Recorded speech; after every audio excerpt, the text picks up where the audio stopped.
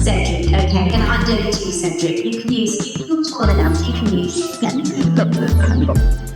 Yeah, so I'll be talking a bit about revolutionizing AI, using your transformation journey towards digitalization and for automation. First of all, when we think about intelligence, what do we think about? It's about identifying a problem, taking action, and achieving the goal, right? Like that's how you usually start a project. That's how we humans look at things as one. The thing is, artificial intelligence also looks at this sequence of events when tackling a problem. So the question that we have, or that I have with this is, what's the difference and why should we care? The difference is that with artificial intelligence, processing speeds, even though we might not want to admit it, is a lot higher as what our brains are able to process.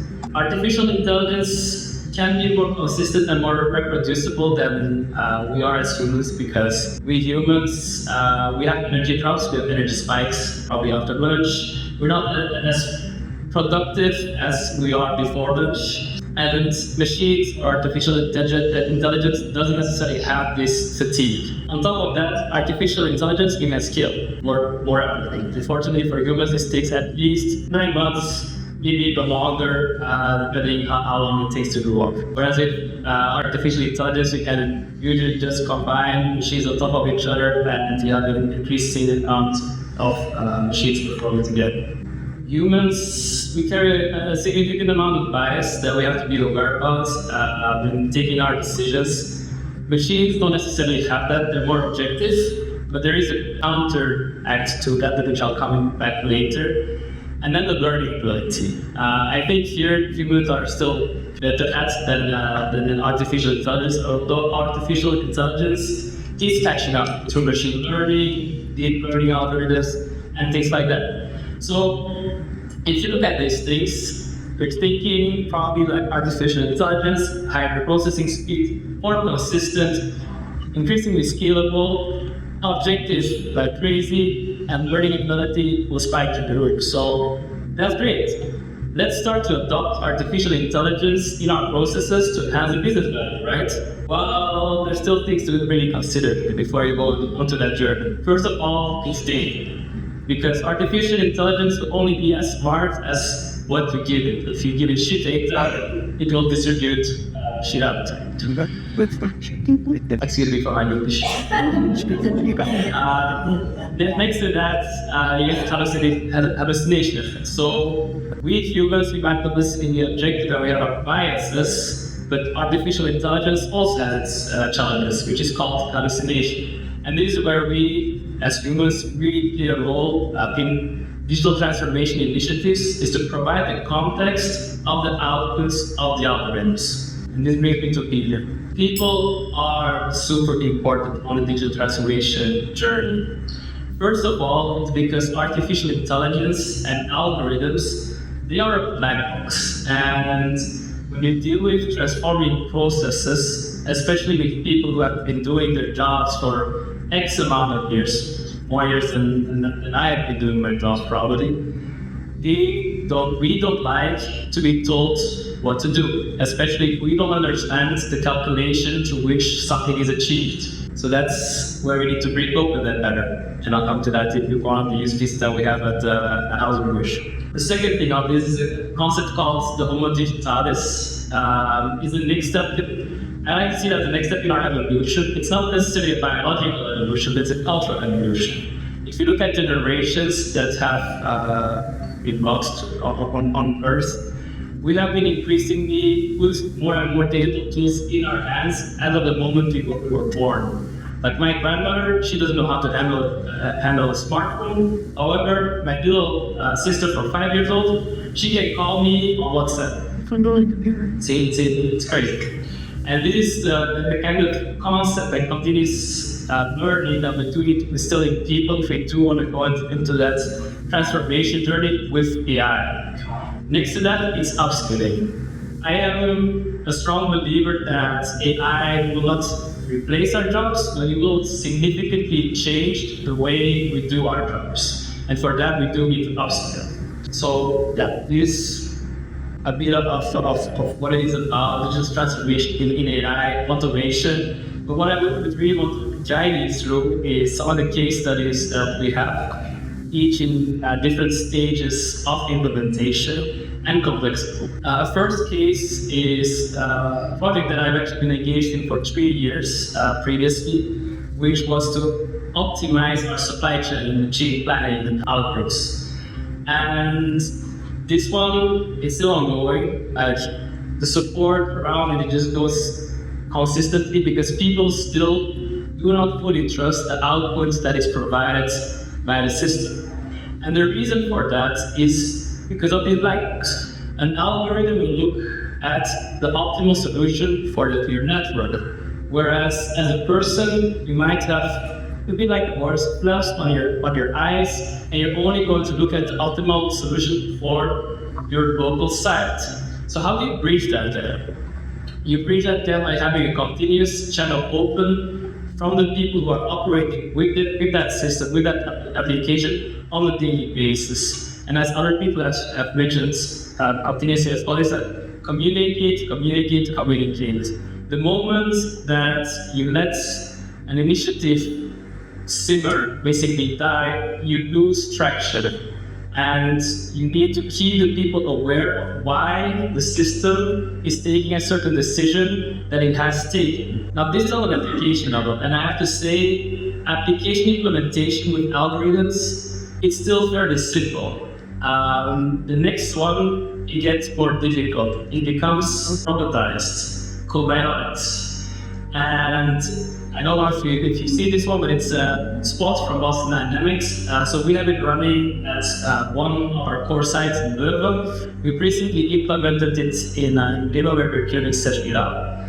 And what we've noticed is they're either big fans of robots or big contradictors, like detractors, because they're afraid of losing their jobs. And the key insight here is that we need to get people on board, and the people that you need to get on board are the people that are going to do the job themselves, so that basically they're able to convince their colleagues. Because again, we as humans, we don't like to be told what to do. So that's why I have one person in my team dedicated to dragging these robots around this from time to time, just to make people aware of what we're doing, what is there to help with. After robotics, it gets even more tricky, because then we start talking about co-pilots.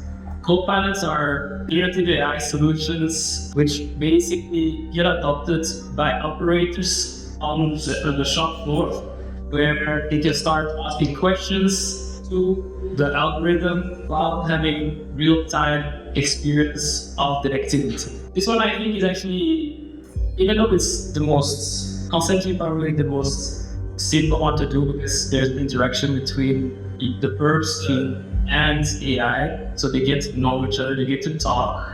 What we've seen on site is actually one of the most difficult ones, because all we need is internet, which is not always the easiest one to have. So here, the key insights that I really want to share, like if you want to drive digital transformation initiatives, is that we should no longer consider internet as a luxury. Maybe most of you don't see it as a luxury anymore, but it's a basic need. Without internet, you're not going to be successful in your digital transformation journey, because once the teams start performing slow, people will start to disconnect. So the any message that I want to give to you is go cultivate with the culture where technology is embraced and you have a governance system in place around data. Okay. Thank you very much.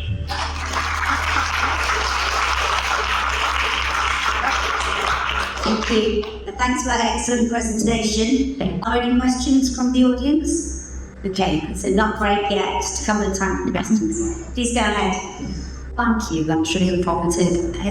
Could I ask a question when you said like you didn't think that AI was going to replace people's jobs, but it definitely made people's jobs take us over to you. Can you tell us a little bit more about that? Yeah, for sure. So actually, it was a couple of days ago when they released, I think it's OpenAI, ChatGPT 4.0. Then there was a trigger in the audience, like a poll that I saw online. In 5 years, generative AI will replace the job of developers. Like developers will be replaced by generative AI. The technology is very promising. I do believe that the majority of the workload will be picked up through generative AI. But for me, AI technology needs a human counterpart, needs some guidance for it to be socially responsible. And that's where I really see that we need to upskill ourselves, and we need to make sure that it doesn't replace us, basically. That's what I'm trying to say. There is, of course, this risk, but we need to make sure that this risk doesn't materialize. And for this purpose, we need to upskill ourselves. That doesn't necessarily mean that we need to know what's inside the AI itself, because for that, we need to become AI engineers.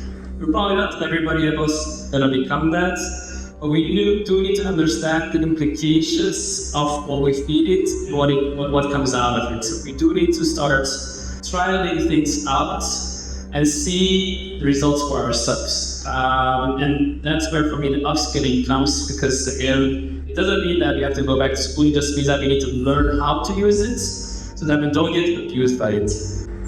Thank you. I don't know if anyone else wanted to ask this, but the robot who works in your office in Belgium, does it have a job? What does it do? Well, I was following the guy through who I was thinking, what happens next? No, yeah, so it's running its roots as a production line, actually, normally. Now I was in the office just to get introduced to people also in the HQ, but on the production floor, basically what it does is it has imaging equipment that is able to see things that we with the human eyes cannot see. And actually, also Dynamics has 20 equipments of these. We're only using 2 out of them, which is the acoustic imaging and thermal imaging.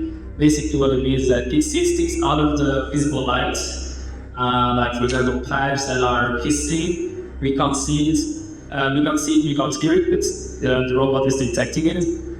Then, of course, the challenge is that the robot is detecting it, but we need to extract the data and analyze it and take action based on that data. And this is actually, for me, one of the most interesting fields, like getting the data from OT into IT to then make conscious decision making and actionable insights around it.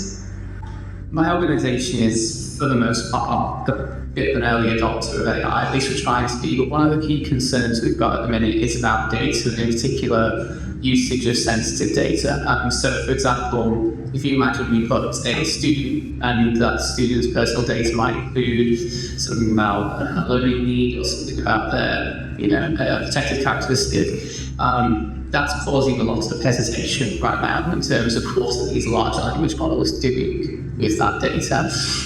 I wonder if you had any insight as to how the things like ChatGPT use data that might be covered, for example, in the GDPR. Well, it's a very good question. I think here it's important for an organization to look at isolated large language models. Like ChatGPT is an open large language model. If you have confidential information, you probably don't want to publish that free on the internet. So that's why, for example, our company, we have looked at implementing ChatGPT like globally, so that it is surrounded within our own framework.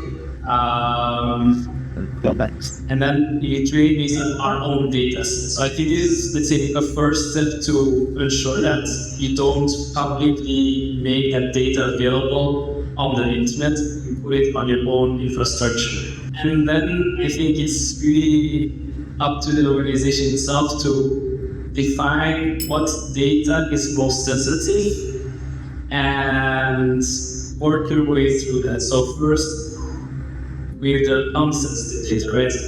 Training models, looking at data, what can you already figure out, rather than exposing the data which is super sensitive and which might create some concerns in the future. But I would build the way through it. Just to go from that question, you mentioned about AI having the benefit of not having bias, or have you? I guess at the moment that's not quite entirely true, but we've seen Google release AI and actually have quite a strong bias based on their Google Analytics, and actually to draw a mark. You risk if you replace the AI system and sending got access to your internal data, it's going to have bias or your companies that are funded it cost currency, cost space, cost well, to wait and see our results to start with. So how do you get past that challenge of, it needs to have access to everything to really get the benefit, where again, you don't want to expose it to what we consider protected data.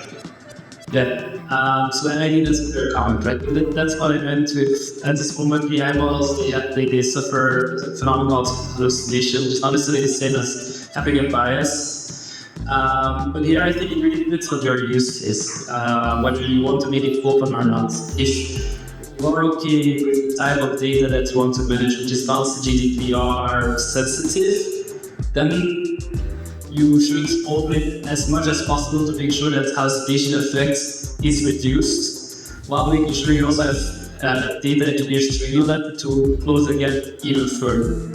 If you are thinking it's more sensitive data that is in a closed environment, I think it's more up to the user. That's why we need to make sure that we use technology. We need to learn how to use it, so we need to be aware there is a hallucination, especially based on the data that we're feeding it. And that, again, comes back to the point where, shit in, shit out. If you're not aware of what you have fed, then you're just going to take for granted what is coming out of this. This is where you need to put in an asterisk, especially in GDPR sensitive data. Take this result with a grain of salt, or that you have a data engineer that helps interpret the data further and optimizes the algorithm.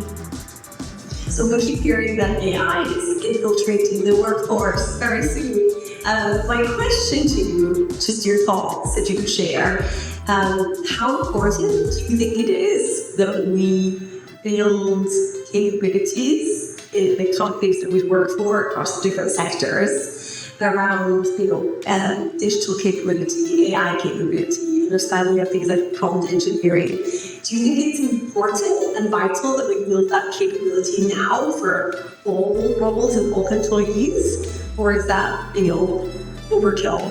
I think relating to your question for all employees, for everyone, I think that this overkill, because I think what's first we need to is to make sure that within organization there's a strong foundation for data. My own company as well, we tend to get dragged away by the hype of AI, and then the middle managers need to fix it, make it happen. That's why it's my job to also share that message towards my executive stakeholders, to manage expectations, because first we need to fix the foundations. If you don't fix the foundations of data, then we can onboard all the technical expertise, onboard everyone onto AI, we will still not be able to leverage it to its full content. So I think first, upskill everyone into data governance, and then let's start looking into making everyone an expert on AI. Thank you so much. That was obviously a very popular question. We have a lot of questions for that. And I think we have a similar experience in my household with iPads. Because my father-in-law was trying to live with us, and I was never the expert on iPads in my family. It's already told us, but now I've got somebody who knows that be right now, yes, because it doesn't quite degrees of capabilities to do. So thank you so much for your presentation. I'll give you a round of applause.